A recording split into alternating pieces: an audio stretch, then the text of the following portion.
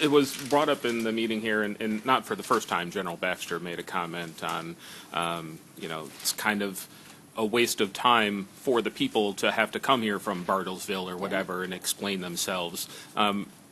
What can be done, or what do you see the future of that being for Board of Education? You bet. It's one of those things that we are looking at, again, streamlining the agency, efficient and effective types of methods and procedures to handle these types of things.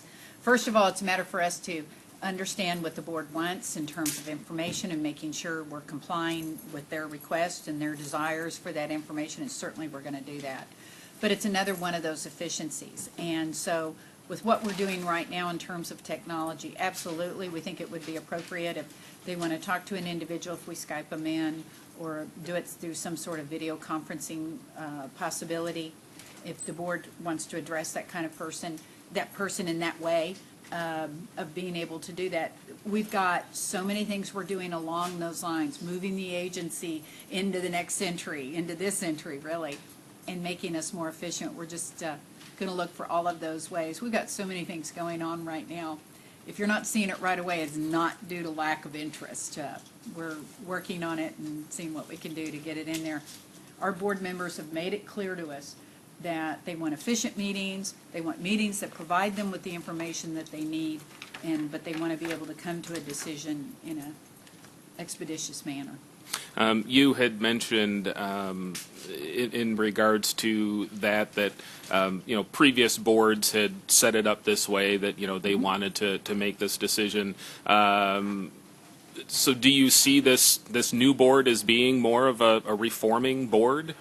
Well, it's just the character of the board, and they have communicated and begun to communicate and will continue to communicate their desires on how they want to receive information. The way it was done before, I'm not going to call it good, I'm not going to call it bad, I'm just going to say it reflected the desire of the previous board and it met their needs. And so we worked to provide for their needs. And so now that we're transitioning, we're just wanting to make sure we respond to their requests, and we do so efficiently, and I absolutely support everything they're doing in terms of their desires on the efficiencies. And is there any concern on your part that the most experienced member of the board has been here since May, that there will be a learning curve involved with all these new members? Well, I was so pleased in my individual conversations with the board members when I've called them to welcome them to the board, their intense interest.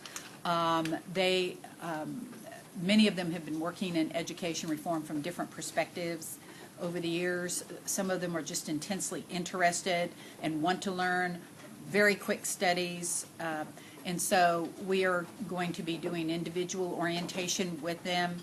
And as a process, as Mr. Price is interested in a lot of things, and obviously is very knowledgeable about statute and has been working quite a bit in the area of education reform. So he already was aware of some of the things that we were talking about today, and we'll continue to do that as well.